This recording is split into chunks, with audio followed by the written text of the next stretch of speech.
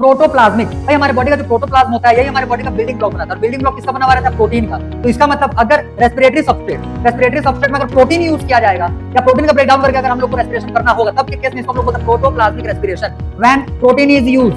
सबसे पहले ग्लूकोज से बनाएगा ग्लूकोज 6 फॉस्फेट, ग्लूकोज 6 फॉस्फेट से बनाएगा फ्रक्टोज 6 फॉस्फेट, फ्रक्टोज 6 फॉस्फेट से फिर एक फॉस्फेट ग्रुप और जोड़ दो, फ्रक्टोज 1,6 बिस फॉस्फेट, यहीं पे रोक दो। अब 6 कार्बन के मॉलिक्यूल्स ये सारे के सारे थे। अब यहां से दो कार्बन के तीन कार्बन के 2 मॉलिक्यूल्स बनेंगे। एक बनेगा तुम्हारा DHAP, फुल फॉर्म आज याद ना हो तो भी चलेगा, आप मतलब जो शॉर्ट नाम है उसको याद रखो। DHAP का फुल फॉर्म होता है dihydroxy acetone phosphate, dihydroxy acetone phosphate. ठीक है भाई, चलो तो कंटिन्यू किया जाए अपने रेस्पिरेशन के टॉपिक को। ठीक है, तो कल वाले क्लास में मैंने रेस्पिरेशन में तुम लोगों को कहां तक बताया था, थोड़ा सा सोचने दो।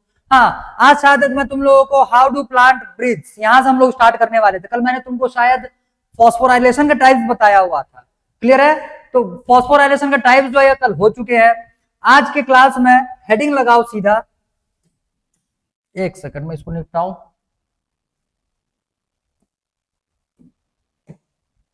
चलो, तो आज वाले क्लास में हम लोग देखेंगे कि प्लांट जो रहते हैं ये ब्रीथ करते हैं या फिर नहीं। ब्रीदिंग का मतलब सीधा सीधा हम लोगों ने लिखा हुआ था गैसियस एक्सचेंज, तो लिखो यहाँ पे do plants breathe.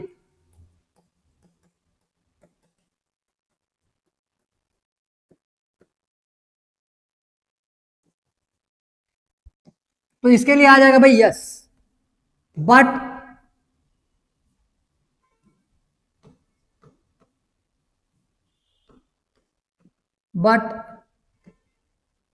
Plants are lack of respiratory organs. भाई हम एनिमल्स में जो रहता है ये रेस्पिरेटरी ऑर्गन्स होते हैं, प्लांट्स में तो होते नहीं है। तो ये क्या होंगे? इनके पास रेस्पिरेटरी ऑर्गन्स नहीं होता, but plants are lack of respiratory organs.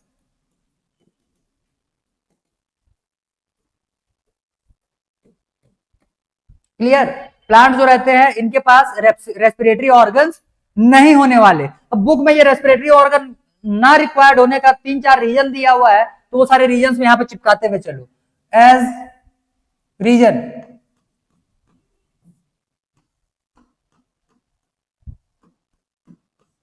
Reason, सबसे पहले जैसे हम एनिमल्स की अगर बात करेंगे तो भाई हम लोग को लोकोमोशन परफॉर्म करना रहता है, हम लोग को ज्यादा एनर्जी का रिक्वायरमेंट रहता है। क्लियर? तो जिसके वजह से हम लोगों को ज्यादा रेस्पिरेशन का रिक्वायरमेंट होगा, और रेस्पिरेशन तुम्हारा डिपेंड करता है ब्रीदिंग पे। ब्रीदिंग जितना ज्यादा होगा उतना ज्यादा एयर इनटेक और बाहर निकाला जाने वाला रहेगा। इस बेसिस पे अगर देखोगे तो जो ब्रीदिंग है ये एनिमल्स में ज्यादा रिक्वायर्ड होगा, क्योंकि ब्रीदिंग के प्रोसेस के थ्रू हम लोग गैसेस एक्सचेंज करते हैं और हम लोगों को लार्ज अमाउंट में ऑक्सीजन का रिक्वायरमेंट होता है। इसी वजह से हम लोगों को क्या है, पूरे के पूरे रेस्पिरेटरी सिस्टम का रिक्वायरमेंट होता है। बट प्लांट्स ना लोकोमोशन परफॉर्म करने वाले रहेंगे और ना ही ऐसा कोई फिजिकल एक्टिविटी परफॉर्म करने वाले रहेंगे जिस बेसिस पर उनको बहुत ज्यादा हायर अमाउंट ऑफ एनर्जी का रिक्वायरमेंट हो। क्लियर? तो इस वजह से उनके बॉडी में जो गैसेज रहेंगे उनका भी रिक्वायरमेंट बहुत कम होने वाला होगा। इस हिसाब से अगर देखोगे तो प्लांट्स में रेस्पिरेटरी ऑर्गन्स का रिक्वायरमेंट नहीं है। क्यों? सबसे पहले नंबर पे क्योंकि there is no such large requirement of gases.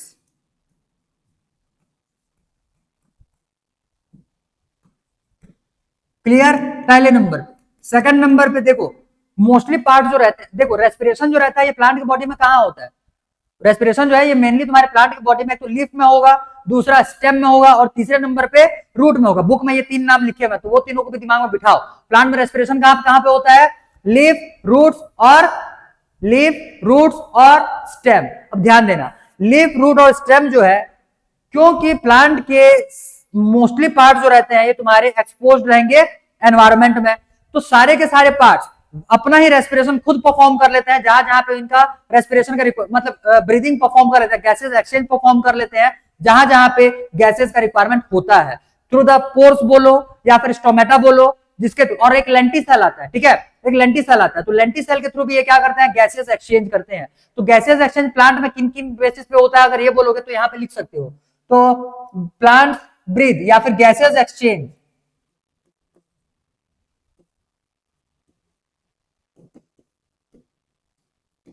Occur by किसके किसके से होगा ये, एक तो हो जाएगा स्टोमेटा, या एक तो हो जाएगा स्टोमेटा एंड एक हो जाएगा लेंटिसेल, LANTI में भी यही स्पेलिंग हो, लेंटिसेल, ठीक है, लेंटिसेल। तो ये दो टाइप के तुम्हारे गैसेस एक्सचेंज करने के तरीके यहां पे आ जाएंगे, लेंटिसेल्स के थ्रू, और सेकंड नंबर पे आ जाएगा स्टोमेटा। क्लियर क्लियर, तो लिखना है यहां पे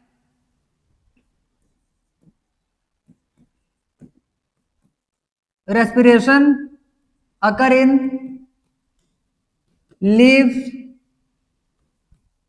stem and root. These parts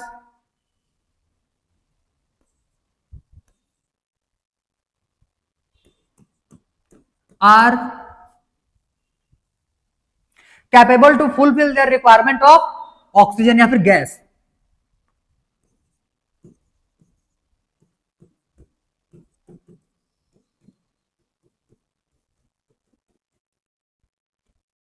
fulfill their requirement of gas।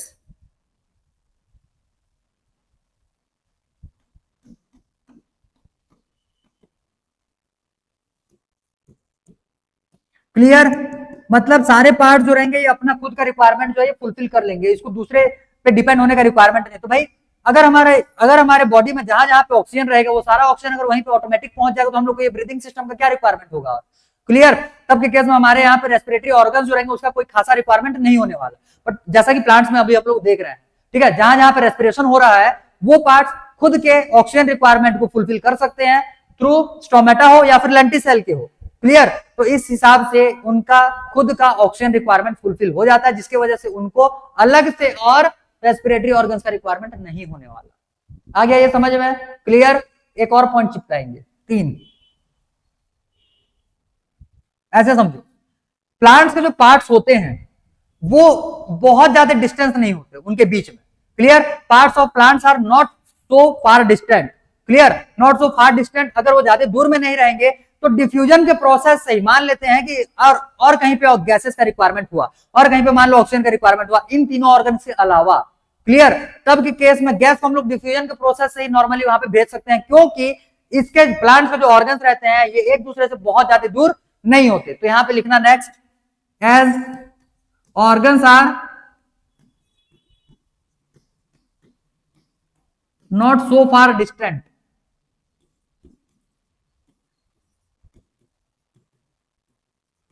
So requirement of gas, gas बोलने का मतलब ऑक्सीजन ही बेसिकली ले रहा है, ठीक है,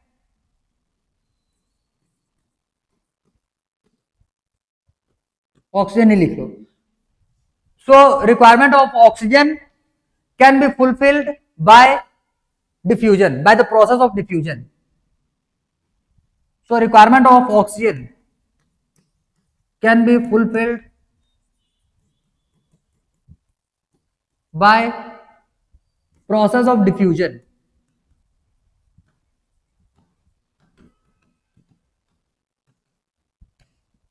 बस 3 पॉइंट्स देखो भाई, बहुत है, स्कूल एग्जाम से पूछे जाते हैं, ये 3 पॉइंट चुपचाप चिपका देना अगर आ गया तो, ठीक है। क्लियर, बाकी इनके बीच में ऐसा कोई वर्ड या टर्म मिला नहीं जो तुम्हारे कॉम्पिटिटिव स्किल लेवल का हो, इसी वजह से मैंने इसको ऐसे ही हलवा टाइप से लिखवा दिया। तो ये 3 पॉइंट्स लिखो जल्दी, फटाफट इसको नोट डाउन करो, फिर यहां से आगे बढ़ेंगे, जल्दी करो जल्दी। फिर हम लोग देखेंगे टाइप्स ऑफ रेस्पिरेशन, वो जानते ही हो, एरोबिक एनारोबिक, लेकिन एक टाइप का और देखेंगे यहाँ पे हम लोग आज, ठीक है, एक और टाइप से क्लासिफाई करेंगे जिसको हम लोग बोलते हैं प्रोटोप्लाज्मिक रेस्पिरेशन, और एक हो जाएगा तुम्हारा फ्लोटिंग रेस्पिरेशन, ठीक है। वो 2 और क्लासिफिकेशन हम लोग देखेंगे, वो तुम्हारे लिए नया होने वाला होगा। जल्दी लिखो जल्दी जल्दी।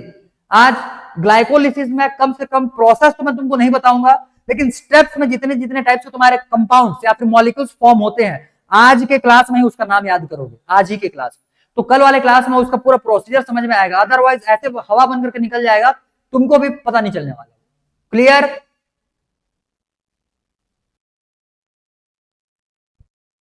इसमें एक और तुमको रीजन मिल सकता है, मैं उसको एक्सप्लेन करता हूं, लिखवा नहीं रहा हूं, ध्यान से समझो। हम लोग का जो बॉडी है, हमारे बॉडी में जो सेल्स हैं ये आपस में बहुत ज्यादा कॉम्पैक्टली पैक्ड है, बीच में स्पेस या इंटरसेलुलर स्पेसेस जो है बहुत कम है। लेकिन प्लांट में कौन सा टाइप का सेल मैक्सिमम मिलता है? Parenchyma cell, clear. तो पैरेनकाइमेटिक सेल्स जो रहते हैं इनके बीच में इंटरसेलुलर स्पेसेस भी अच्छा दिखने के लिए मिलेगा। तो गैसेस का जो ट्रांसपोर्टेशन रहता है भाई इंटरसेलुलर स्पेसेस के थ्रू होते हुए वो आगे निकल जाते हैं। क्लियर। तो इंटरसेलुलर स्पेसेस प्लांट्स में ज्यादा प्रेजेंट होने की वजह से उनको किसी स्पेसिफिक टाइप ऑफ ऑर्गेन का रिक्वायरमेंट नहीं है, क्योंकि मोस्टली गैसेस जो रहते हैं वो इंटरसेलुलर स्पेसेस के थ्रू ही पास हो जाते हैं। ठीक है, ठीक है। तो यहां पे एक और लिख सकते हो, प्लांट्स हैव पैरेनकाइमेटिक सेल्स, और पैरेनकाइमेटिक सेल्स जो रहते हैं इनके बीच में इंटरसेलुलर स्पेसेस ज्यादा होते हैं। सो इन शॉर्ट में भी लिख सकते हो कि plants have more intercellular spaces. ठीक है, clear. So passing of gas can be easy. ठीक है, can be easy. Clear, clear. चलो, done, good. Next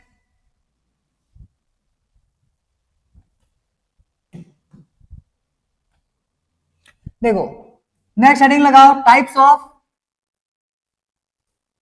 respiration. Types of respiration. ठीक है, अब इसको हम लोग को दो टाइप से क्लासिफाई करना है। टाइप्स ऑफ रेस्पिरेशन, क्लासिफिकेशन इसका दो टाइप से होगा। ठीक है, क्लासिफिकेशन इसका दो टाइप से होगा। सबसे पहले मैं on the basis of oxygen, presence of oxygen,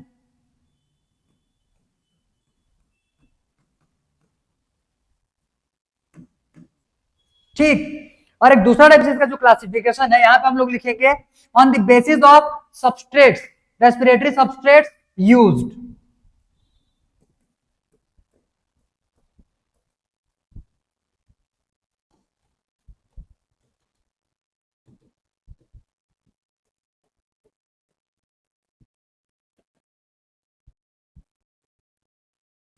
on the basis of respiratory substrates used. इस हिसाब से देखेंगे तो इसके तुम्हारे दो टाइप होते हैं।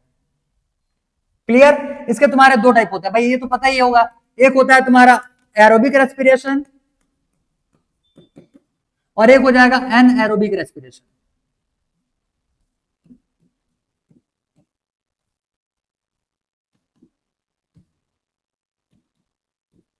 क्लियर, इसमें क्या होता है, ऑक्सीजन प्रेजेंट,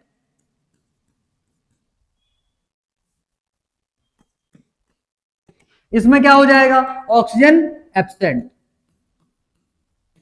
सेकंड, अगर ऑक्सीजन प्रेजेंट है तो जो भी तुम्हारा फूड मटेरियल रहता है जिसको कि हम लोग को ब्रेक डाउन करना है या ऑक्सीडेशन करवाना है जिसका, तो उसका यहां पे कंप्लीट ऑक्सीडेशन होगा। तो एरोबिक रेस्पिरेशन में क्या होता है, कंप्लीट ऑक्सीडेशन ऑफ फूड।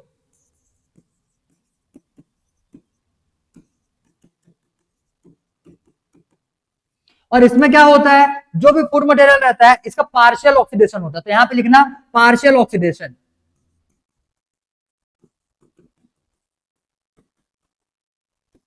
जाहिर सी बात है भाई, उसमें ऑक्सीजन यूज हो रहा है तो एनर्जी भी उस पर ज्यादा निकलेगा। तो इसमें क्या होगा, मोर एनर्जी प्रोड्यूस्ड।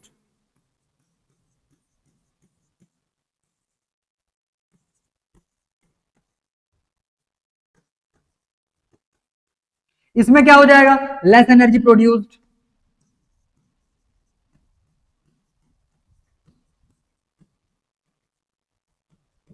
जाहिर सी बात है उसमें अगर ज्यादा एनर्जी निकल रहा होगा तो ये ज्यादा एफिशिएंट होगा। तो ये हो जाएगा मोर एफिशिएंट और ये हो जाएगा लेस एफिशिएंट। ठीक है, लिखो।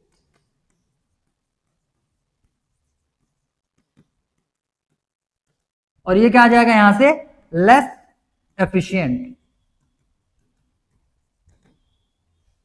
ठीक, इनके बारे में तो पहले भी देख चुके हैं, बस इतना ही लिखना था। अब सबस्ट्रेट यूज जो हुआ है इस बेसिस में हम लोग दो टाइप से इसको क्लासिफाई करते हैं। एक को हम लोग बोलते हैं फ्लोटिंग रेस्पिरेशन। ठीक है, एक काम करो, पहले लिखो उसको क्या बोलते हैं भाई, प्रोटोप्लाज्मिक, लिखो।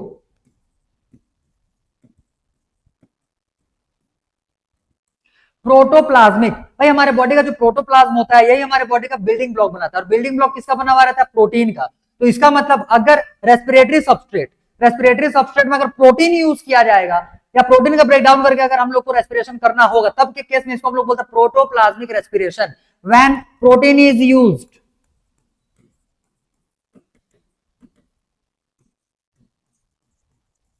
When protein is used. और सेकंड नंबर जो इस पे आता है इसको हम लोग बोलते हैं इसमें से फ्लोटिंग रेस्पिरेशन, फ्लोट करने वाला, फ्लोटिंग रेस्पिरेशन। तो फ्लोटिंग रेस्पिरेशन क्या हो जाएगा, व्हेन कार्बोहाइड्रेट्स एंड फैट दोनों में से जो भी यूज हो उसको हम लोग बोलते हैं फ्लोटिंग रेस्पिरेशन।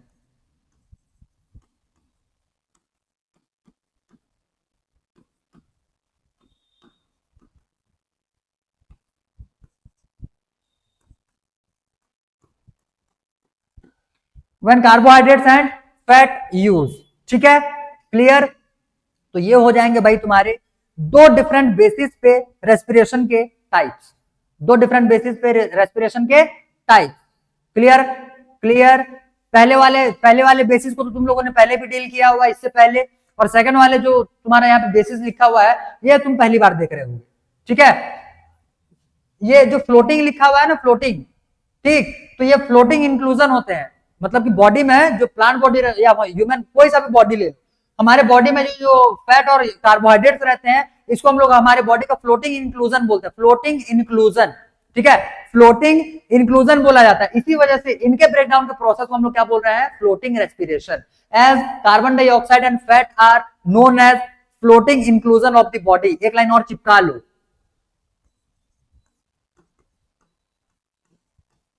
कार्बोहाइड्रेट शॉर्ट में लिखा हुआ हूं and fat are known as floating inclusion of the body.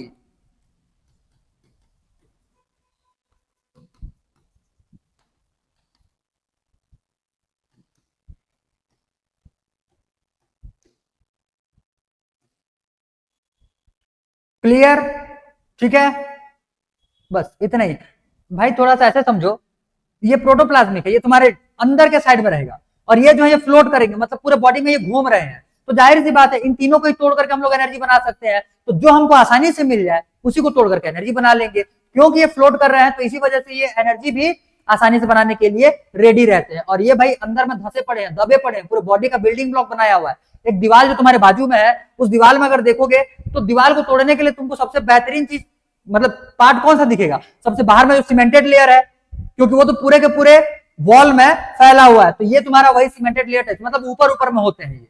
Clear. और वही अगर ईंट से तोड़ना रहा तो पहले भाई फ्लोटिंग को बाहर निकालोगे, बाहर वाले पार्ट को बाहर निकालोगे, तब ना जाकर अंदर का एक्सेस मिलेगा तुमको, ठीक है। तो इस हिसाब से ये इसको ईंटा मान लो, दीवार के अंदर में जो है ईंटा वो मान लो, और ये जो सीमेंट और क्या बोलना चाहिए बाहर में एक तुम्हारा लेयर चढ़ाया हुआ है वो समझ लो। क्लियर। तो ये आ जाएगा तुम्हारा दो टाइप से रेस्पिरेशन के टाइप्स, सॉरी दो बेसिस पे। क्लियर। चलो चलो जल्दी नोट डाउन करो भाई, कम से कम आज ग्लाइकोलिसिस का हम लोगों को सारे स्टेप्स तो याद हो जाए, प्रोसीजर कल देखेंगे, मतलब स्टेप्स के जो नाम है वो याद हो जाए आज, बाकी प्रोसीजर हम लोग कल उसको पूरा डिटेल में देखेंगे भाई, एक क्लास में नहीं होता। क्लियर। और ये जो सीरीज वाले रहते हैं, जो साइक्लिक प्रोसेस हो गया, सीरीज का प्रोसेस हो गया, जो कंटिन्यूअसली आगे बढ़ते हुए चलते हैं, ये मैं तुमको जब भी लिखवाऊं हर एक तुम्हारे लिए इंपॉर्टेंट है, क्योंकि एक सीरीज में तुमको इतने भर भर करके क्या बोलना चाहिए इंफॉर्मेशन मिलते हैं, अगर एक भी टर्म उसका छूटा, हाँ तो भाई तुम्हारे एक क्वेश्चन छूट गया समझो। Done, good. नेक्स्ट देखो, मैं थोड़ा स्पीड निकाल रहा हूं क्योंकि मेरे को लगता है कि ये बेसिक चीजें तुमको पता है। अगर फिर भी किसी को ना पता हो तो तुरंत टोक दिया करो, ताकि मैं स्पीड स्लो कर दूं, या फिर जो चीज तुम्हारे दिमाग से नहीं, सॉरी दिमाग में नहीं आया हुआ रहेगा उसको रिपीट करवाओ, ताकि मैं उसको रिपीट करूं तो तुमको कुछ समझ में आए। हर चीज रटते बैठोगे फंस जाओगे। क्लियर। तो जितना चीजें हो सके उसको समझने का कोशिश किया करो, बाकी रट्टा मारने के लिए तो है ही है भाई बायोलॉजी, उसमें दोहरा की बात ही नहीं है। और इतना समझ में आ गया होगा, क्लियर है, ठीक है। चलो भाई, तो नेक्स्ट प्रोसेस हम लोग यहाँ पे लिखेंगे ग्लाइकोलाइसिस का या ग्लाइकोलिसिस का, तो हेडिंग लगाओ ग्लाइकोलिसिस।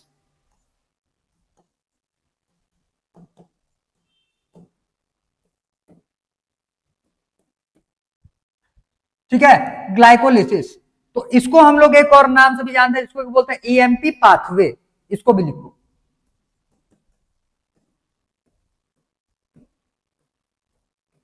बेसिकली ये जो ईएमपी आया हुआ है, ये ईएमपी तीन साइंटिस्ट के नाम पे आया हुआ है, एम्बडन,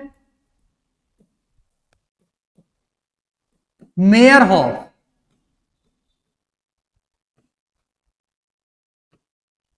ठीक है, mayor of, Embden, mayor of और परनास।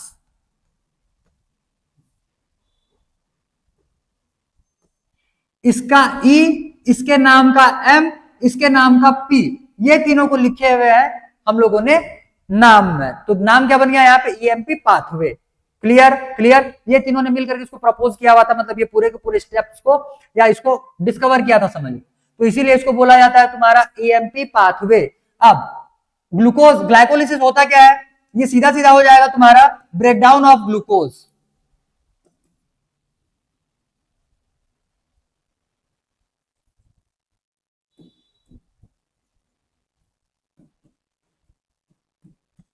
Breakdown of glucose, breakdown of glucose जब होता है, यहाँ पे ग्लूकोज को तोड़ा जाएगा, लेकिन ग्लूकोज को हम लोग कंप्लीट ब्रेकडाउन यहाँ पे नहीं करते हैं। ये तुम्हारा एक मतलब कि ये तो नंबर ऑफ बहुत सारे 10 स्टेप्स में ये कंप्लीट होगा, ठीक है, मतलब हम लोग को पढ़ना जो है वो 10 स्टेप्स में इसको कंप्लीट करना है। तो ये मल्टीपल स्टेप्स में हो रहा है, ये जो प्रोसेस है रेस्पिरेशन का, सॉरी ग्लाइकोलिसिस का, ये तुम्हारा मल्टीपल स्टेप्स में हो रहा है। क्लियर, मल्टीपल स्टेप्स में यहाँ पे हो रहा है। तो मल्टीपल स्टेप्स में होने के बाद भी उसका कंप्लीट ब्रेकडाउन नहीं हो पाता, तो इसी में आगे लिखना breakdown of glucose partially. Clear, जिसको ये पार्शियली ना समझ में आए यहां पे लिख लेना आगे में नो कंप्लीट ब्रेकडाउन। मैं यहां पे पार्शियली लिख रहा हूं भाई, तुम लोग लिखो उसको आगे, और जिसको पार्शियली समझ में ना आए बाजू में चिपकाओ no complete breakdown of glucose. अब देखो कंप्लीट ब्रेकडाउन हम लोग तब मानते हैं जब ग्लूकोज से कार्बन डाइऑक्साइड रिलीज हो। थोड़ा मोड़ा अगर 10th का याद रहेगा तो ग्लाइकोलाइसिस या ग्लाइकोलिसिस के प्रोसेस में तुम्हारा ग्लूकोज टूट करके दो पायरुवेट बनाता है, याद आ रहा होगा कुछ, तो बस ग्लूकोज से लेकर के पायरुविक एसिड या फिर पायरुवेट बनाने तक का जो प्रोसेस है वही है तुम्हारा ग्लाइकोलाइसिस या ग्लाइकोलिसिस। 10th में तो हम लोगों ने एक लाइन में चिपका दिया था, 10th में हम लोगों ने उसको एक ही लाइन में चिपका दिया था, कैसे लिखे हुए थे, ग्लूकोज, और यहां से भाई तुम्हारा होगा एनारोबिक मतलब कि ग्लाइकोलिसिस, ठीक है, वहां पे जो भी लिखे हुए थे, यहां से ग्लूकोज का क्या हो जाएगा ग्लाइकोलिसिस, और ग्लाइकोलिसिस के मतलब प्रोडक्ट में तुमको क्या मिलने वाला रहेगा, टू पायरुविक या पायरुवेट। दो मॉलिक्यूल्स किसके मिलते हैं, पायरुवेट के। ग्लूकोज कितने कार्बन का मॉलिक्यूल, 3 कार्बन, सॉरी 6 कार्बन का molecule.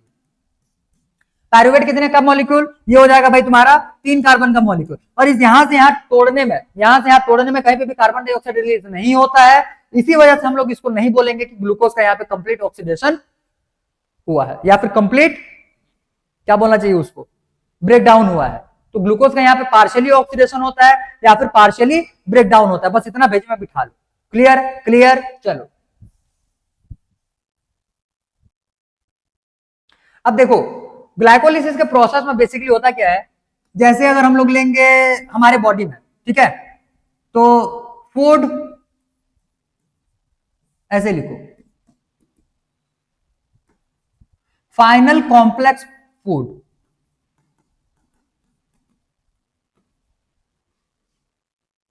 food present in the body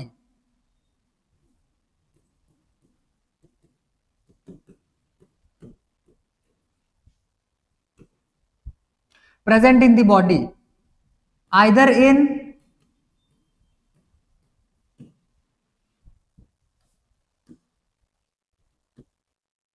in the form of sucrose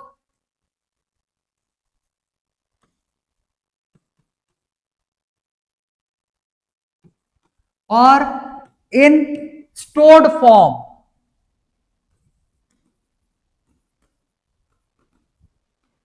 इसी को हम लोग क्या बोलते हैं, स्टार्च। बॉडी में फोटोसिंथेसिस हो गया, प्लांट्स की बॉडी में खाना बन गया। अब खाने जो उसको दो तरीके से हम लोग रख सकते हैं, अगर उसको स्टोर करके रखना है तो स्टार्च बनाएंगे, और नहीं हाँ तो वो तुम्हारे कौन से फॉर्म में रहेगा, सुक्रोज के फॉर्म में रहेगा। सुक्रोज को क्या बोला जाता है, कल भी मैंने तुमको बताया हुआ था, इसको बोलते हैं इन्वर्ट शुगर, इन्वर्ट शुगर। और इन्वर्ट शुगर को पहले अगर ब्रेक डाउन करना है तो इसको किसमें तोड़ा जाता है, इन्वर्टेज में। भाई 10th में सब पढ़े हुए हैं, शुगर केन को ब्रेक डाउन किए थे अल्कोहल बनाने के लिए, याद करो। सुक्रोज टूटा हुआ था, सुक्रोज को पहले तोड़े थे किसमें, इन्वर्टेज के थ्रू। तो इन्वर्टेज जब इसको तोड़ता है, इन्वर्ट शुगर है, इसको तोड़ेगा इन्वर्टेज। इन्वर्टेज जब टूटेगा तो इन्वर्टेज इसको तोड़ेगा तो किसमें तोड़ेगा, एक तो बनाएगा इसमें से एक मॉलिक्यूल बनाएगा तुम्हारा क्या, ग्लूकोज। और एक मॉलिक्यूल बनाएगा यहां से फ्रक्टोज का। क्लियर? क्लियर? अब ये दोनों आगे कंटिन्यू होंगे ब्रेकडाउन में, आगे अब ब्रेकडाउन में जाएंगे। तो एक काम करता हूं, मैं यहाँ का एक आध दो स्टेप तुमको और बता देता हूँ। इतना ही लिखो भाई, इतना ही लिखो, बाकी को हम लोग देखेंगे उसके टेबल में। इतने को ही लिखो, ठीक है, इतने को ही लिखो। यहाँ पे ग्लूकोज जो है कितने कार्बन का नंबर सब में चिपकाते चलो, कार्बन का नंबर सभी में चिपकाते हुए चलो। ये 6 कार्बन का मॉलिक्यूल, क्लियर? ये हो जाएगा 6 कार्बन का मॉलिक्यूल, ठीक है। सुक्रोज ये 12 कार्बन का मॉलिक्यूल, C12H22O11, ठीक। रटो, ये नाम रटो। अभी इसका फिर देखो, सारे चैप्टर्स इंटरकनेक्टेड रहते हैं। यहाँ पे मैं तुमको पहले ही बता रहा हूं, यहाँ पे हम लोग बायोमोलिक्यूल्स के मोस्टली एलिमेंट्स का यूज कर डालेंगे, क्लियर। लेकिन बायोमोलिक्यूल्स हमने पढ़ा हुआ नहीं है, और बायोमोलिक्यूल्स अगर पहले पढ़ना है तो उसके लिए भाई तुमको थोड़ा मोड़ा मॉलिक्यूलर स्ट्रक्चर्स वगैरह भी आना चाहिए। तो देखते हैं बायो का। इसके बाद मैं वही सोच रहा हूँ, प्लांट का ये चैप्टर कंप्लीट होने के बाद मैं तुमको बायोमोलिक्यूल्स पहले करवा दूं। भाई पहले स्टार्टिंग में तुमको रट्टा मारना पड़ेगा, अब उसका ऑप्शन ही नहीं है। अब अगर हम लोग वेट करेंगे केमिस्ट्री का ऑर्गेनिक स्टार्ट करने के लिए, हाँ, तो वो हम लोग का बहुत लेंथी चैप्टर खिंचाने वाला है। उसके भरोसे में रहेंगे तो फिर ये चैप्टर हम लोग का बहुत आखिरी में कंप्लीट होगा। इससे बढ़िया है बायोमोलिक्यूल्स हम लोग इस चैप्टर के बाद में बायो का कंप्लीट करेंगे, ठीक है। चलो इतने को जल्दी नोट डाउन करो, तो फिर यहां से देखेंगे हम लोग ग्लाइकोलिसिस का तुम्हारा एक्चुअल प्रोसेस। हाँ, एक चीज और लिख सकते हो, ग्लाइकोलिसिस जो रहता है ये तुम्हारे एनाएरोबिक रेस्पिरेशन जो रहता है उसमें सिर्फ यही याद करो, यीस्ट का देखे हुए थे, यीस्ट ने वहां पे, या फिर जो हमारे मसल्स में होते हैं, तो मसल्स में फाइनली बनता क्या, तुम्हारा एक एसिड भी फॉर्म होता है, clear.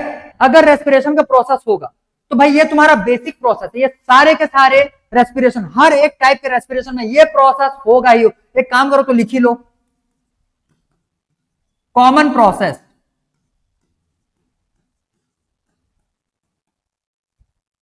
So occur in each type of respiration.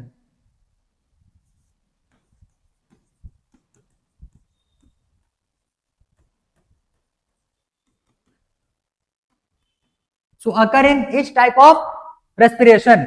और ये एनाएरोबिक रेस्पिरेशन का एक ही पार्ट हो, मतलब सिर्फ यही होता है, उसमें इसका और ब्रेकडाउन नहीं होता। तो इट इज, एक काम करो, it is only part of anaerobic respiration, एक उसको भी चिपकाओ।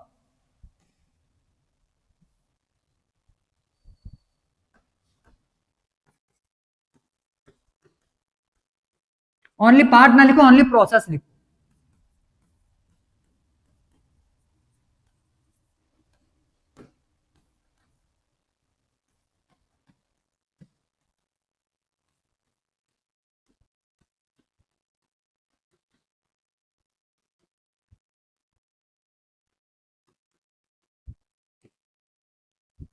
ठीक है, लेटर छोटे तो नहीं हो गए? हाँ, दिख रहा है, क्लियर दिख रहा है। लिखो लिखो लिखो, फटाफट लिखो, इसको भी लिखो। ये हो जाएंगे तुम्हारे किसको लेकर के इंफॉर्मेशन, ग्लाइकोलिसिस को लेकर के इंफॉर्मेशन। हो गया, डन, वेरी गुड। तो अब हम लोग देखेंगे भाई यहाँ पे तुम्हारे ग्लाइकोलाइसिस के या फिर ग्लाइकोलिसिस का प्रोसेस। एक काम करते हैं, मैं इसको तुमको दो टुकड़े में बताता हूँ, एक साथ में लिखेंगे तो वो मतलब कि सट जाएगा, ठीक है। तो पहले एक काम करो, पहले सुक्रोज से हम लोग कुछ एक प्रोडक्ट बना लेते हैं, ठीक, जो तुम्हारे बुक में भी लिखा हुआ है। उसमें एक्चुअली में कुछ मिस्टेक्स भी हैं, मिस्टेक्स तो भाई एनसीईआरटी पता नहीं इतना, इसको पूरे इंडिया लेवल का बुक माना जाता है, आ रहा समझ में? एनसीईआरटी को हम लोग पूरे इंडिया लेवल का बुक मानते हैं, और इंडिया के हर एक स्टेट में तुमको एनसीईआरटी दिखेगा ही दिखेगा। अब तो स्टेट गवर्नमेंट का भी जो बुक है वो भी तुम्हारा एनसीईआरटी को कॉपी कर रहा है, मतलब उसी को कॉपी किया जा रहा है स्टेट गवर्नमेंट के लिए भी पढ़ाने के लिए। तो भाई इतना इंपॉर्टेंट बुक, और देख रहे हो इसमें कितने ज्यादा मिस्टेक्स दिए हुए हैं। और सिर्फ तुम्हारी ही बात नहीं है, वो प्रीवियस क्लासेस में भी एसएसटी का बुक ले लो, मैथ्स का बुक, भाई हर एक बुक में इतने मिस्टेक्स, जबकि ये बुक को पूरे इंडिया लेवल पर पढ़ा जा रहा है। देख लो, ये हमारे इंडिया का बुक है इतने मिस्टेक्स के साथ, और इसी बुक के भरोसे में तुम लोग नीट का एग्जाम दिलाने वाले हो, जो कि इंडिया का मेडिकल के फील्ड में सबसे टॉप एग्जाम माना जा रहा है। इसी के भरोसे में हो ना भाई, दुनिया के तुम किसी भी कोने में चले जाओ, नीट के एग्जाम के लिए, बायोलॉजी के लिए तुमको सिर्फ और सिर्फ एनसीईआरटी पढ़ने के लिए बोला जाएगा। एक एक लाइन पूरा घोल के पी जाओ बोलेंगे, और ऐसे गलत इन्फॉर्मेशन के साथ में जब पूरे उसको घोल के पी भी जाओगे तो भी क्या मतलब का निकले आगे चल करके, तो फिर तुम्हारा मिस्टेक्स ही होने वाले हैं। और हम लोग, अब भाई हम लोग उस चीज को समझते हैं, फिर उसको तुमको समझाते हैं, उसको एनालाइज किया जाएगा, तो हर एक गलत चीज को आइडेंटिफाई हमसे भी कर पाना थोड़ा सा मुश्किल हो जाता है। तो बहुत सारे मिस्टेक्स हम लोग भी पकड़ नहीं पाते, लेकिन जितने भी मिस्टेक्स हमारे पकड़ में आ जाते हैं वो तुमको इन्फॉर्म कर दिया जाता है। तो तुम इस हिसाब से अलर्ट रहा करो। 100% एनसीईआरटी जो है ये करेक्ट नहीं होता। क्लियर? अब देख रहे हो मैंने यहाँ पे तुमको तीन चैप्टर्स हम लोग अभी थर्ड या फोर्थ चैप्टर जितने में भी हम लोग इतने चैप्टर्स में मैंने तुम लोग कितने मिस्टेक्स एनसीईआरटी के निकाल करके दिखा दिए। ठीक है? क्लियर? तो भाई इस चीजों को अब समस्या ये है कि इसको अवॉइड करें कि ना करें, दिक्कत ये हो जाता है क्योंकि यही हम लोग का लाइफ बनाने वाला है। ठीक है? चलो अब जो भी है अभी तो झेलो फिलहाल, उम्मीद करते हैं कि आगे चलकर कुछ ना कुछ सुधार हो जाए फिर। चलो भाई देखो, अब हम लोग देखेंगे यहाँ के ग्लाइकोलाइसिस या फिर ग्लाइकोलिसिस का प्रोसेस। तो पहले मैं तुमको एक टुकड़े में इधर लिख रहा हूं, इसको तुम लोग अलग से बनाना, और फिर एक्चुअल ग्लाइकोलाइसिस का प्रोसेस पूरा जो 10 स्टेप्स हम लोग लिखने वाले रहेंगे, 10 स्टेप जो हम लोग लिखने वाले रहेंगे, उसको मैं बनाने का तरीका बताऊंगा। अपने से मन ना बना लेना, मैं बताऊंगा उसको तुमको कैसे लिखना है, क्योंकि आधा आज करवाऊंगा आधा कल करवाऊंगा। क्लियर? आज तुमको नाम ही याद करने में पूरा क्लास चला जाएगा। ठीक है? ठीक है, चलो भाई। अभी ये जो फ्लो चार्ट बना रहे हैं इसको साथ साथ बनाओगे तो भी चलेगा। सेकंड फ्लो चार्ट जब तक मैं ना बोलूं तब तक अपने कॉपी में नोट डाउन नहीं करो। देखो सबसे पहले बॉडी में होता क्या है, या तो सुक्रोज ले लो, ठीक है, या फिर इसी की जगह पे रहेगा स्टार्च। सुक्रोज और स्टार्च जो है ये तुम्हारा टूटेंगे किसमें, ये लिख लेना, सब लिखते चलो। ये इन्वर्ट शुगर है, ये इन्वर्ट शुगर है। यहां पे कौन सा एंजाइम यूज होगा, इन्वर्टेज। टूटेगा किसमें, ये ग्लूकोज, और एक आ जाएगा भाई फ्रक्टोज। क्लियर? अब ध्यान दो, ग्लूकोज आगे ब्रेक डाउन होता है तुम्हारा ग्लूकोज 6 फॉस्फेट में।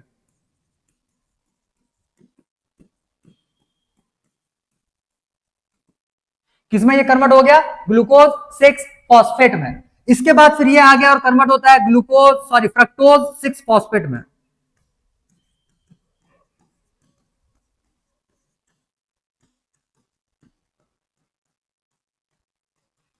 ये सारे नाम तुमको लिखने का तरीका, इसके फॉर्मूले, और ये क्यों ऐसा लिखा गया, ये सब तुमको पता चलेगा जब हम लोग ऑर्गेनिक में पहुंचेंगे। तो भाई जितना अभी ऑर्गेनिक एलिमेंट्स आते हैं चुपचाप आंख बंद करके रट डालो। क्लियर? रट डालो। जब ऑर्गेनिक खत्म हो जाएगा तो ये सब का स्ट्रक्चर तुमको आंख में जैसे झूलेगा। हालांकि ये सब का स्ट्रक्चर तो जब हम लोग बायोमोलिक्यूल्स कर लेंगे तब भी समझ में आ जाएगा। क्लियर है? चलो, तो यहाँ पे फ्रक्टोज 6 फॉस्फेट बनाया। अब बुक में क्या लिखा हुआ है कि ग्लूकोज तो इस प्रोसेस से आगे गया, फ्रक्टोज टूट करके बुक में लिखा हुआ है कि ये भी बना लेता है क्या चीज, ग्लूकोज 6 फॉस्फेट। तो भाई फ्रक्टोज ग्लूकोज 6 फॉस्फेट क्यों बनाएगा, अगर फ्रक्टोज को टूटना रहेगा तो ये टूट करके डायरेक्ट ये तुम्हारा फ्रक्टोज 6 फॉस्फेट में बनाएगा, बट बुक में लिखा हुआ है कि glucose and fructose. Clear?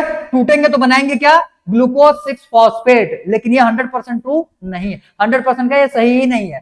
Fructose टूटेगा तो फ्रक्टोज टूट करके बनाना चाहिए था फ्रक्टोज 6 फॉस्फेट, लेकिन बुक में वो जो तुम्हारा पैराग्राफ बनाया हुआ वहां पे स्पेसिफिक लिखा हुआ है कि glucose and fructose break down into glucose 6 phosphate, उसके बाद फिर ये टूटेगा ना। अब बुक में दिया है तो तुम लोग वैसे ही बनाओ, मैं ये तुमको मिस्टेक बता रहा हूं।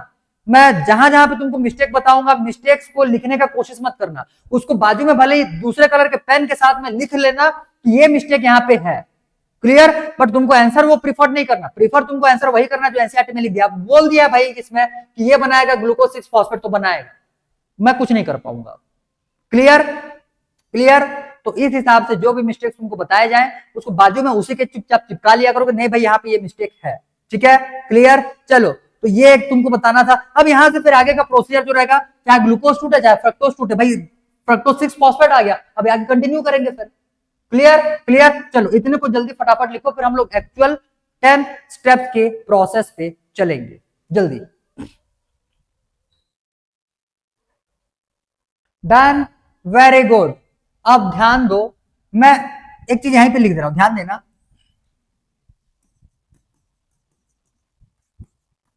ग्लूकोज कन्वर्ट होता है किसमें, पायरुवेट में। यहां से लेकर के यहां जाने में टोटल 10 स्टेप्स लगने वाले, 10 स्टेप्स लगने वाले हैं। 10 स्टेप्स में हम लोगों ने जितने वेरियस टाइप के कोएंजाइम्स देखे थे वो यूज होंगे। कहां कहां पे तुम्हारा एटीपी टूटेगा, कहां कहां पे तुम्हारा एटीपी बनेगा, कहां कहां पे एनएडीपी टूटेगा, और कहां कहां पे एनएडीपी का फॉर्मेशन मतलब एनएडीपीएच का फॉर्मेशन होगा।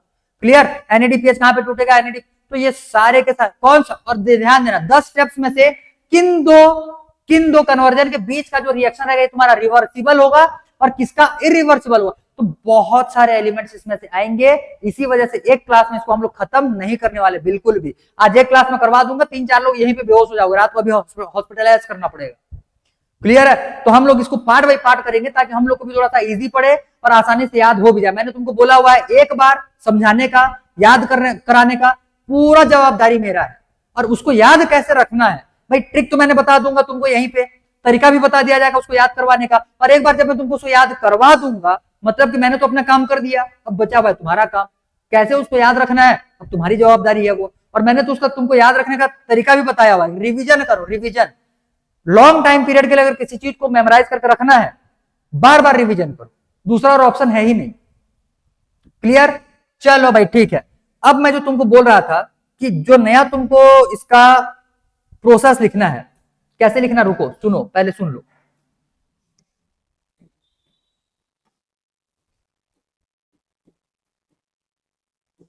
ग्लाइकोलाइसिस या फिर ग्लाइकोलिसिस का प्रोसेस। अब ध्यान दो, मैं आज सिर्फ नाम लिख रहा हूं, ठीक? जैसे ऐसे पहले मेरा देखो, फिर लिखना, बनाओ मत, अब रुको देखो।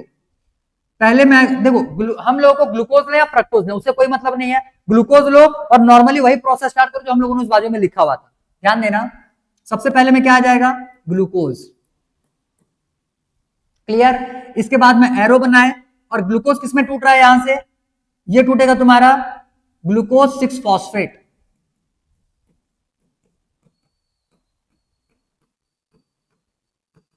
ये किसमें टूटेगा तुम्हारा, फ्रक्टोज 6 फॉस्फेट।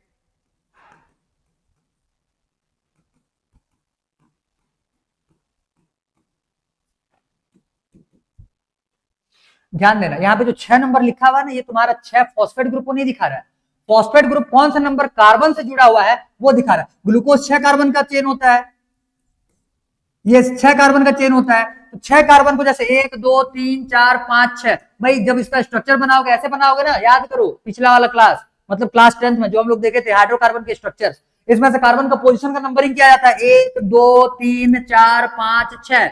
यहाँ पे अगर लिखा हुआ है 6, तो 6वें नंबर कार्बन पे क्या जुड़ेगा, फॉस्फेट ग्रुप जुड़ेगा। क्लियर? जनरली फॉस्फेट ग्रुप में H3PO4 लेते हैं हम लोग, H3PO4 लेते हैं, या H3PO- रहता है वो, मतलब एक H रहेगा, H2PO- रहता है वो। तो ये आकर के तुम्हारा कौन से वाले ग्रुप में जुड़ेगा, कार्बन में। तो 6 नंबर जो लिखा हुआ है वो 6 फॉस्फेट ग्रुप नहीं, 6 नंबर के कार्बन में अटैच्ड है, इसी वहां पे लिखा हुआ है। क्लियर? क्लियर? ये सब ऑर्गेनिक के ही पार्ट्स है, लेकिन एक एक चीजों को, क्योंकि ये बेसिक टर्म्स है, इसको यहाँ पे भी समझ सकते हो, तो यहीं से समझते हुए चलो। तो मैं तुमको ये बोल रहा था, ये टेबल जो है ये तुम एक नया फ्रेश पेज में बना, भाई कॉपी तो लॉन्ग साइज का यूज कर रहे होगे ना। क्लियर? तो एक लंबे वाले कॉपी में, फ्रेश पेज में, ये वाले तुमको डायग्राम को बनाने हैं, सॉरी फ्लो चार्ट। अब इस फ्लो चार्ट को बनाओगे कैसे, ध्यान देना, जब ग्लूकोज लिखोगे तो ग्लूकोज को एकदम टॉप में लिखो, इसके बाद 2-3 लाइन छोड़ दो, 2 से लेकर के 3 लाइंस छोड़ दो, क्योंकि आज तो यहाँ पे कुछ नहीं लिखने वाले, कल मैं यहाँ पे पूरा प्रोसेस बताऊंगा कि भाई यहां से लेकर के यहां आने में यहाँ पे क्या टूटा है, क्या बना है, क्या रिक्वायर हुआ था। आज तो नाम ही याद करने वाले हैं, इसी वजह से मैं बोल रहा हूं ऐसे बनाओ टेबल, हर एक नाम के बीच का गैप तुम्हारे 2 से 3 लाइन का होना चाहिए, ताकि बाकी जो भी डिटेल वहां पे हम लोग लिखे वो प्रॉपरली वहां पे आ जाए। ठीक है? ठीक है? तो ये है बनाने का तरीका, तो इसीलिए बोला तुमको इस टाइप से बनाने हैं। चलो भाई, अब यहाँ पे मैं तुमको एक एक करके इसका नाम बताते चल रहा हूं, जिसका एक पेज में नहीं आएगा कोई दिक्कत नहीं है, लेकिन बीच में गैप 2-2 3-3 लाइन का रखो, नेक्स्ट पेज में भले बाकी चीजों को लिख लेना।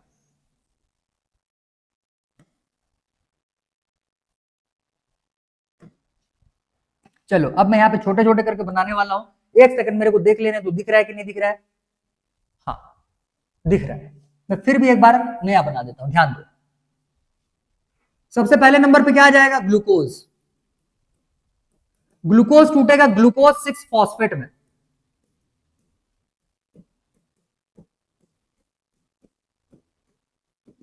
ग्लूकोज 6 फॉस्फेट जो है पहले लिख लेते हैं, या साथ साथ में याद करवाते चले, चलो स्टेप बाय, मतलब आधे आधे में याद करवा देंगे।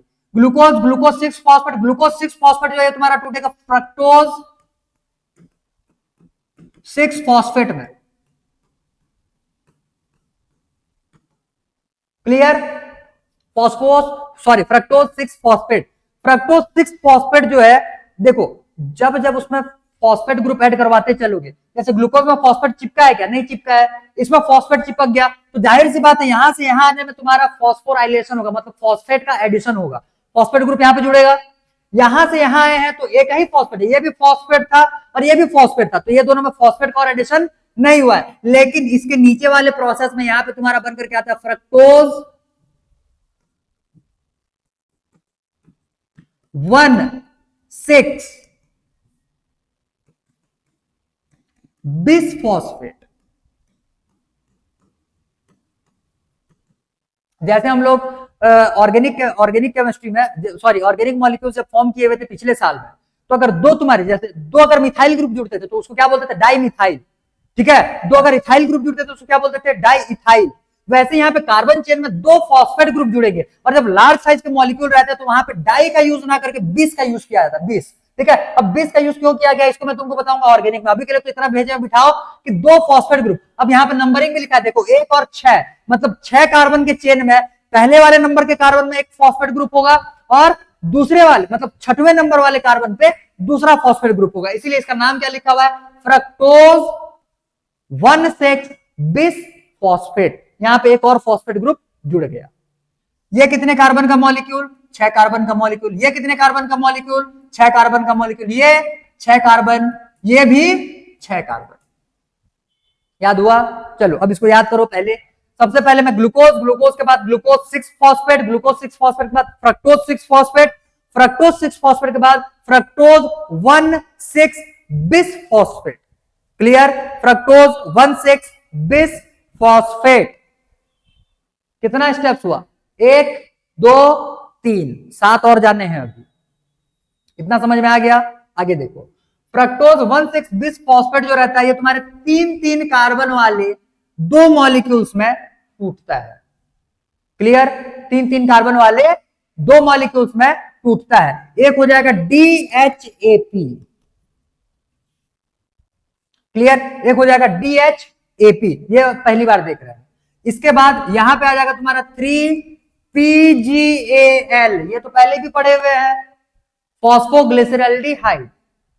क्लियर? फॉस्फोग्लिसरैल्डिहाइड 3 जोड़ा हुआ है, 3 मतलब एल्डिहाइड का जो ग्रुप होगा, फॉस्फोग्लिसरैल्डिहाइड बोल रहा है ना भाई, तो अच्छा फॉस्फेट ग्रुप जो रहेगा वो तुम्हारे कौन से नंबर कार्बन पे जुड़ेगा? इस पे तीसरे नंबर कार्बन, तीसरे नंबर पोजीशन पे, इसीलिए 3 लिखा हुआ है। क्लियर? क्लियर? ये 3 जो है ये तुम्हारे नंबर ऑफ पोजीशन को बता रहा है, ना कि नंबर ऑफ कार्बन को। अब 3PGAL जो है ये इसको क्या बोल रहे हैं? फॉस्फोग्लिसरैल्डिहाइड।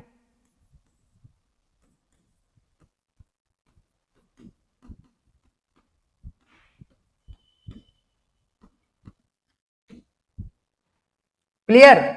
इसको बोलते हैं डाईहाइड्रोक्सी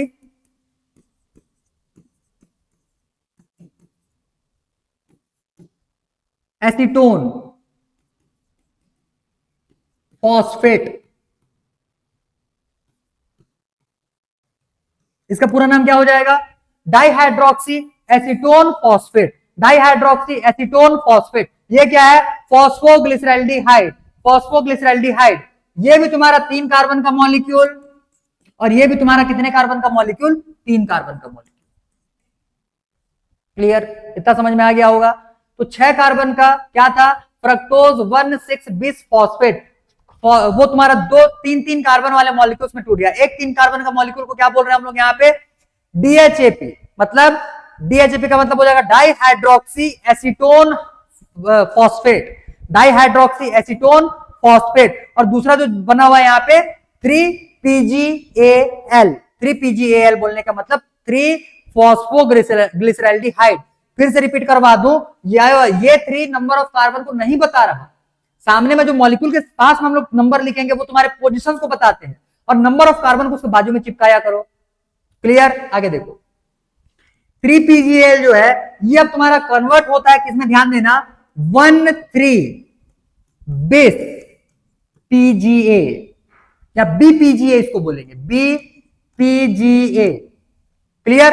BPGA तो ग्लिसरैल्डिहाइड, फॉस्फोग्लिसरैल्डिहाइड, PGA बोलने का मतलब फॉस्फोग्लिसरिक एसिड, और B से क्या आ जाएगा? बिस। 2 नंबर दिख रहा है यहाँ पे तुमको, 1 और 3 मतलब देखो यहाँ पे 1 और 6 था, तो 20 लगाए, यहाँ पे 1 और 3 लगाए तो यहाँ पे भी क्या चिपकाएंगे 20। तो ये क्या है 20 फॉस्फोग्लिसरिक एसिड।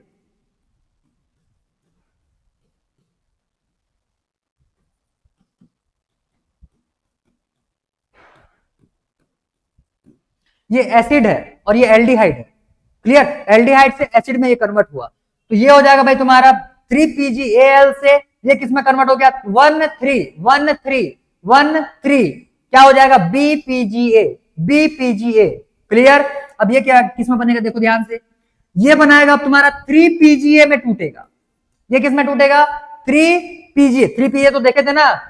क्लियर, 3PGA से फ्री है किस में टूटेगा 2PGA में टूटेगा 2PGA। अब ध्यान देना 3PGA बोलने का मतलब थर्ड नंबर कार्बन पे जुड़ा हुआ है, थर्ड नंबर पोजीशन पे, और ये 2PGA बोलने का मतलब सेकंड पोजीशन पे, कार्बन के चेन के सेकंड पोजीशन पे फॉस्फेट ग्रुप जुड़ेगा। ठीक है, क्लियर। तो ये इसमें इस वाले मॉलिक्यूल में और इस वाले मॉलिक्यूल में तुमको ज्यादा डिफरेंस है ही नहीं, बस फॉस्फेट ग्रुप का जो एडिशन है ये थर्ड नंबर कार्बन पे इस पे किया गया है, इस पे सेकंड नंबर कार्बन पे किया गया है। ये भी तुम्हारा 3 कार्बन का मॉलिक्यूल, ये भी तुम्हारा 3 कार्बन का मॉलिक्यूल, ये भी तुम्हारा 3 कार्बन का मॉलिक्यूल, और ये भी तुम्हारा क्या हो जाएगा 3 कार्बन का मॉलिक्यूल। आया समझ में? थोड़ा सा छोटा कर दें, 2 नाम और लिखने हैं।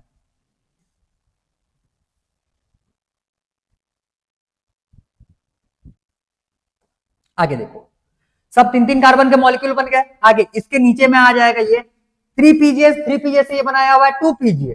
अब 2PGA से ये बनाएगा पेप भाई ये लिख लोगे ना, अब ये हो जाएगा तुम्हारा फॉस्फोग्लिसरिक एसिड। लिखे तो है ऊपर में, उसी को कॉपी मार देना। ठीक है, बस 20 नहीं जोड़ना, 20 भाई इसमें एक ही है, चेन में जो तुम्हारा ब्रांच बन करके आ रहा है वो एक ही ब्रांच है, इसमें 2 ब्रांचेस निकले हुए हैं, इसीलिए यहाँ पे 2 नंबर भी यूज किए हैं। अब पीपी फॉस्फोइनॉल पायरुवेट कल ही देखे थे, ये क्या हो जाएगा फॉस्फो, नहीं कल नहीं पिछले वाले देखे थे, यहाँ पे भी देखे थे, लिखो फॉस्फोइनॉल पायरुवेट।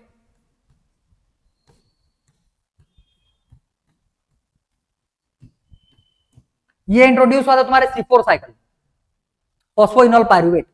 ठीक है, C4 साइकिल में हम लोगों ने देख भाई एक्सेप्टर था ना ये। क्लियर, नहीं ये फॉर्म हुआ था। ठीक है, क्लियर। चलो, तो पीपी यहां पे फॉस्फोइनॉल पायरुवेट हो गया। फॉस्फोइनॉल पायरुवेट बनने के बाद ये भी तुम्हारे कितने कार्बन का मॉलिक्यूल 3 कार्बन का मॉलिक्यूल। पीईपी जो है ये तुम्हारा कन्वर्ट हो जाएगा किस पे पायरुवेट में। किस में कन्वर्ट हो जाएगा पायरुवेट में। ठीक है, किसमें कन्वर्ट हो जाएगा पायरुवेट में। क्लियर, क्लियर, इतना समझ में आ चुका रहेगा। स्टेप्स काउंट करो, यहां से यहां आया 1 2 3, उधर भागो 3 से 4, 4 से 5, 5 से 6, 6 से 7, 7 से 8, 8 से 9। भाई एक छूट गया क्या? नहीं, 9 हो गया यहां पे। ठीक है, एक स्टेप तुम्हारा ये तो ये DHAP जो फॉर्म हुआ है तो इसके और आगे के स्टेप्स नहीं होते। DHAP और 3PGL जो है ये दोनों एक दूसरे में इंटर कन्वर्टेबल होते हैं। क्लियर, ये बनेगा तो इसके बाद बन जाएगा 3PGL, 3PGL बन जाएगा तो फिर आगे कंटिन्यू होगा। अब ध्यान दो, फ्रक्टोज 1,6-बिस फॉस्फेट से एक 3PGAL बना और दूसरा क्या बना हुआ है DHAP। तो DHAP जब तुम्हारे 3PGL में कन्वर्ट होगा तो टोटल नंबर ऑफ 3PGL कितना हो गया 2। तो यहाँ पे टोटल नंबर ऑफ 3PGL कितना है 2। तो ये 2 होगा तो ये भी कितना हो जाएगा 2, ये भी कितना हो जाएगा 2, ये भी 2, ये भी 2, और फाइनली तुम्हारा पायरुवेट भी कितना बन करके आया 2। तो ये भी तुम्हारे कितने कार्बन का मॉलिक्यूल 3 कार्बन का मॉलिक्यूल। 3 कार्बन वाले 2 पायरुवेट फॉर्म होते हैं। ग्लाइकोलिसिस में ग्लूकोज से 3 कार्बन वाले 2 पायरुवेट फॉर्म होते हैं। और हम लोगों ने क्लास 10th में डायरेक्ट ये सबको स्किप करते हुए सीधा यहां से हम लोगों ने क्या देखा था पायरुवेट बनाना। तो ये टोटल कितने स्टेप्स के प्रोसेस पे 10। रिवाइज करवा रहा हूं, एक बार सुनो पहले।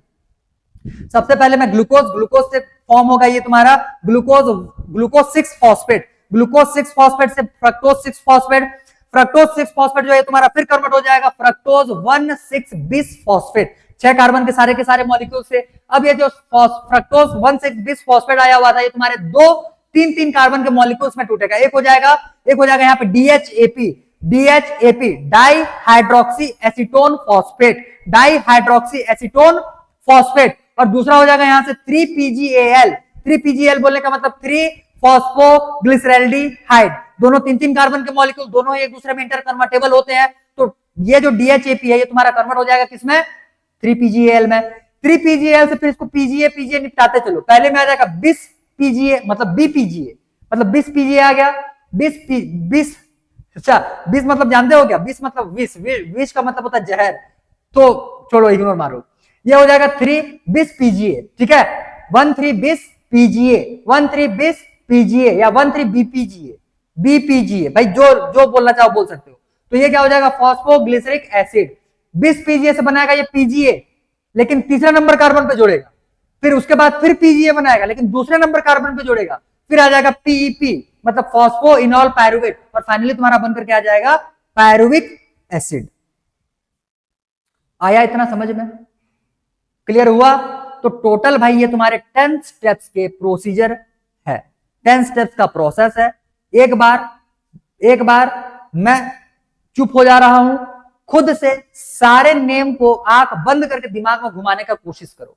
स्टेप्स एक बार में याद नहीं होता, मैं बार बार बोल रहा हूं, इसको 2-3 बार रिवीजन करोगे तो ये तुम्हारे दिमाग में आएगा। और ये सारे स्टेप्स के मॉलिक्यूल अगर तुम याद रखे रहोगे तो कल मैं जो तुमको प्रोसीजर बताऊंगा हर एक स्टेप के बीच बीच में, यहां से यहां कौन से प्रोसेस से आया, यहां से यहां एनर्जी का स्पेंड हुआ है कि नहीं हुआ है, यहां से यहां आने में तुम्हारा कौन कौन सा चीज फॉर्म होगा या कौन कौन सा ब्रेकडाउन होगा, फिर कौन कौन से एंजाइम्स लगेंगे, हर एक डिटेल कल लिखेंगे। आज मैं बताऊंगा तो इतने हौच-पौच के बाद भी सोचो, यहाँ पे बीच में मैं और 10-12 नाम, सॉरी 2-3 नाम और चिपका दूं, 10 स्टेप कंप्लीट करते हुए तुम्हारे लगभग मान करके चलो 8-10 नाम और आ जाएंगे, वैसे भी पंचर फील होना चालू हो जाएगा, ठीक है? तो इसीलिए इसको अच्छे से दिमाग में बिठाओ। ये है तुम्हारे ग्लाइकोलिसिस में बनने वाले प्रोडक्ट्स। ध्यान देना, अभी मैंने सभी को एक ही एरो से बताया हुआ, कल हम लोग ये भी देखेंगे कि इनमें तुम्हारे कौन कौन से रिवर्सिबल प्रोसेस है, ठीक है? जैसे ये तुम्हारा रिवर्सिबल प्रोसेस है, ये तुम्हारा रिवर्सिबल प्रोसेस है, तो एरो तुम जो बनाए हुए हो आज एक ही रहने दो, कल मैं उसको डबल करवाऊंगा जहां जहां पे तुम्हारा रिवर्सिबल प्रोसेस हो रहा होगा। आज नहीं, आज इसी फॉर्म में याद करो इसको। एक बार और रिपीट करवा दें, टाइम भी होने वाला है, इसके बाद और ज्यादा खींच भी नहीं पाएंगे, एक बार और रिपीट करवाते हैं फिर सेशन को एंड किया जाएगा। तो ध्यान दो मेरे साथ साथ बोलते चलो, मेरे साथ साथ बोलते चलो, याद हो जाएगा। ग्लूकोज, आंख बंद कर लो, अगर ईयरफोन लगाए हुए हो तो आंख बंद कर दो, नहीं तो भी मोबाइल का स्क्रीन ढको, कॉपी को बंद करो, आंख बंद कर लो और सुनो, स्पीकर के साउंड में ही सुनो सीधा सीधा। सबसे पहले ग्लूकोज से बनाएगा ग्लूकोज 6 फॉस्फेट, ग्लूकोज 6 फॉस्फेट से ये बनाएगा फ्रक्टोज 6 फॉस्फेट, फ्रक्टोज 6 फॉस्फेट से फिर एक फॉस्फेट ग्रुप और जोड़ दो, फ्रक्टोज 1,6 बिस फॉस्फेट, यहीं पे रोक दो। अब 6 कार्बन के मॉलिक्यूल्स ये सारे के सारे थे, अब यहां से 2-2 कार्बन के 3 कार्बन के 2 मॉलिक्यूल्स बनेंगे, एक बनेगा तुम्हारा DHAP, DHAP फुल फॉर्म आज याद ना हो तो भी चलेगा, हाँ मतलब कि जो शॉर्ट नाम है उसी को याद रखो। DHAP का फुल फॉर्म होता है dihydroxy acetone phosphate, dihydroxy acetone phosphate. एक हो गया ये, इधर बनेगा तुम्हारा क्या चीज, इधर बनेगा तुम्हारा क्या चीज, बोलो भाई बोलो, PgAl, 3 PgAl मतलब 3 फॉस्फोग्लिसरैल्डिहाइड, 3 PgAl से बनाएगा ये 1,3 BPGA मतलब 1,3 बिस फॉस्फोग्लिसरिक एसिड, फॉस्फोग्लिसरिक एसिड हो गया, वहां से नीचे उतारोगे तो ये तुम्हारा हो जाएगा 3 PGA मतलब 3 फॉस्फोग्लिसरिक एसिड, फिर 2 फॉस्फोग्लिसरिक एसिड, फिर PEP बोलने का मतलब phosphoenol pyruvate, phosphoenol pyruvate complete. नीचे में तुम्हारा फाइनली बनकर के आ जाएगा पायरुविक एसिड, और ये सारे के सारे मॉलिक्यूल्स हैं वो तुम्हारे 3-3 कार्बन के। क्लियर? और ध्यान से देखना, किसी भी प्रोसेस में हम लोगों ने कार्बन डाइऑक्साइड लिखा ही नहीं है, क्योंकि भाई 6 कार्बन का मॉलिक्यूल लेकर के आए तो फाइनली 3-3 कार्बन के 2 मॉलिक्यूल्स हम लोग ने निकाला हुआ है, तो कार्बन डाइऑक्साइड बना कहां पे? और कार्बन डाइऑक्साइड यहाँ पे ना बनने की वजह से इस पूरे प्रोसेस को हम लोग क्या बोलते हैं, पार्शियली ऑक्सीडेशन या फिर पार्शियली ब्रेकडाउन। ठीक है, क्लियर। तो ये थे भाई तुम्हारे ग्लाइकोलाइसिस के या फिर ग्लाइकोलिसिस के प्रोसेस या स्टेप्स। अब कल हम लोग बीच में तो गैप छोड़े हुए रहोगे, मैं इतना डिटेल में कल टेबल थोड़ी बनाऊंगा भाई, मैं 2-2 मॉलिक्यूल मतलब 2-2 स्टेप्स के बीच का जो भी प्रोसेस रहेगा मैं एक एक करके बताते चलूंगा, इसीलिए मैंने तुमको कॉपी में स्पेस छुड़वा दिया है। अब उस बचे हुए स्पेस में या बीच बीच का जो स्पेस है उसमें जो भी इंफॉर्मेशन कल मैं बताते चलूंगा, एक एक को नोट डाउन करते हुए चलना। ठीक है, क्लियर? चलो भाई, तो आज के लिए इतना ही, और हैवी करवाएंगे, पंचर हो जाओगे। इतने को नाम को अच्छे से आज दिमाग में बिठा लो, रात को सोने से पहले, अभी तो जाकर खाना वाना खाओगे, ठीक है, या खा भी चुके रहोगे तो सोने से पहले एक बार रिपीट करके सोना। क्लियर? सोने से पहले एक बार रिपीट करके सोना, और कल क्लास अटेंड करने से पहले भले ही एकदम स्पीड में देख लो, लेकिन एक दो बार उसको रिवीजन करके ही बैठना भाई, तो अच्छे से कल समझ में आएगा। नहीं तो ऐसा सिर पिटाएगा तुम्हारा कल कि आज जितना याद किए हुए हो सब दिमाग से उतर जाएगा सब। तो याद करने का मैंने तुमको तरीका भी बता दिया। आज सोने से पहले एक बार याद करोगे, कल हो सके तो सो के उठने के बाद स्कूल जाने से पहले एक बार रिवीजन मार लेना, और रात में ये क्लास अटेंड करने से पहले एक बार फिर से रिवीजन कर लेना। तब तक ये सारे नाम तुमको याद हो चुके रहेंगे वन बाय वन। क्लियर? नहीं होगा तो कल एक बार फिर से रिपीट करवाते हैं और आगे कल कंटिन्यू करते हैं। चलो भाई आज के लिए इतना ही था, अब नेक्स्ट क्लास कल।